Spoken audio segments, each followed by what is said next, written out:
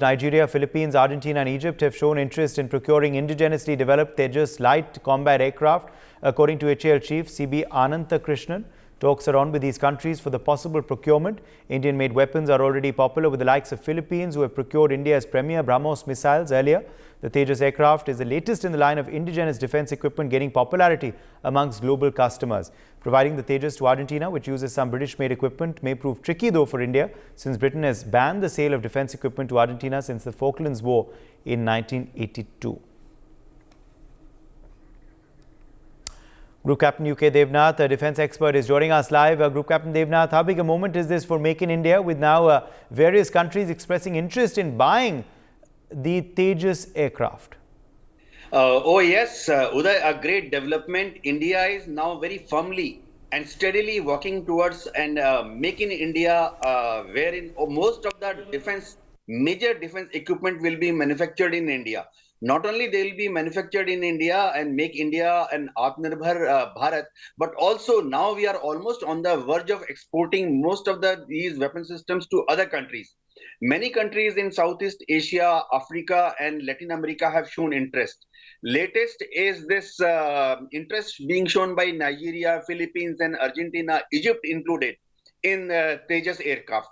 Tejas remains a very potent fighter aircraft as far as its class is concerned. It is one of the lightweight fighter aircraft, very highly capable of air-to-air, air-to-ground, and anti-ship operations. There are certain political limitations also.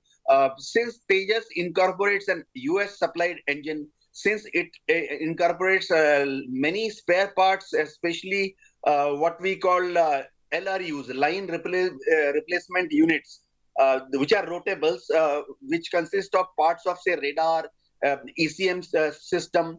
They are imported from UK. We also import some of the Tejas components from Israel.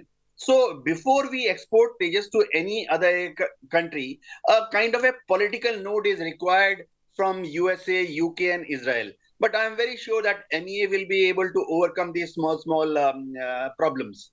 One great thing which goes in favor of Tejas is that India is now almost making 60% of components in India and of Tejas in India, and very soon we'll be manufacturing almost 75% components of Tejas in India.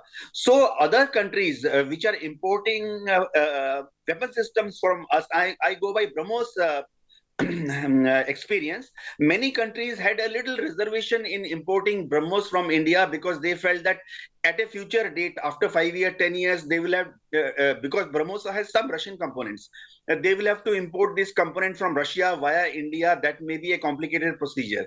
So similarly, some countries are still a little worried that after 5 years, 10 years, if they take Tejas from us, after 5 years, 10 years, they may have to obtain some of these components from UK, USA, and Israel via India, which again complicates the future logistics supply line chain of Tejas aircraft operations in other countries.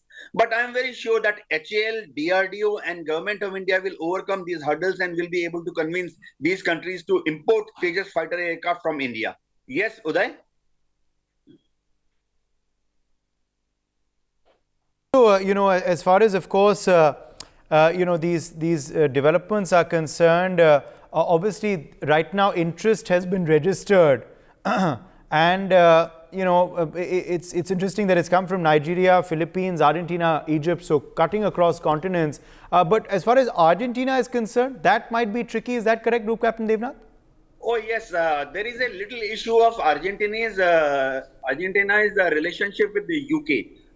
In 1987, Argentina had tried to gobble up Falkland Islands in the middle of Atlantic Ocean, Southern Atlantic Ocean. We call it as Falkland Wars.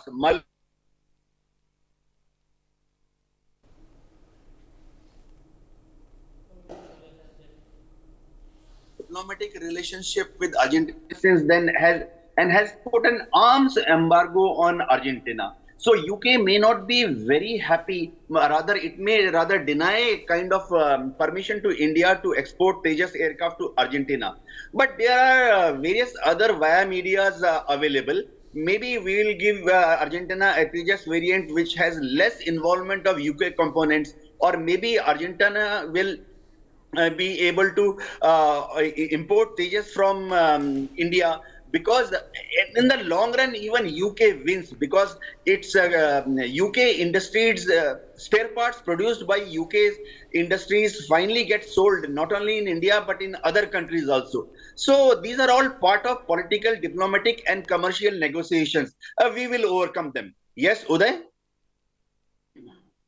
Group Captain Devnath, and certainly now this will obviously be further incentive, won't it, for HAL, for DRDO, for of course our domestic manufacturers. This perhaps will spur them on to further make in India, to further be innovative, to further be increasingly hardworking in this indigenous technology in aircrafts, and not just in aircrafts but in other military equipment as well. Yes, Uday, last 10 years, huge amount of effort has been pumped in to ensure that our ordnance factories, our defense PSUs, PACs, they produce best world-class equipment, especially capital defense systems in India. We have progressed a lot. Akash anti-aircraft missile system is a very good example. BrahMos is a very good example. Now Tejas, many more. What goes in without saying that now Government of India has decided that any equipment, defense equipment, before it is imported from abroad, it will be put through a rigorous evolution in India, where DRDO and various ordnance factory representatives will first decide whether they can produce that item in India in next 3 years, 5 years, 10 years. In case these defense PSUs or PSCs given assurance that they will produce a component in India next 5 years or 10 years, then Government of India will put that item in a list of items which cannot be imported by defense forces from abroad. So it is a very healthy trend, and Indian even private entrepreneurs are very happy, because they are getting huge amount of supply orders. Almost 700 components have been identified in last 10 years, which will be supplied by private entrepreneurs in India. So I think defense forces are looking forward to a giant leap forward, where not only government but private industry will also come forward and move hand to hand with the Indian Defence Forces as far as the procurement of spare parts, weapon systems and support equipment is concerned. For more such videos, subscribe to the NewsX YouTube channel, hit the bell icon.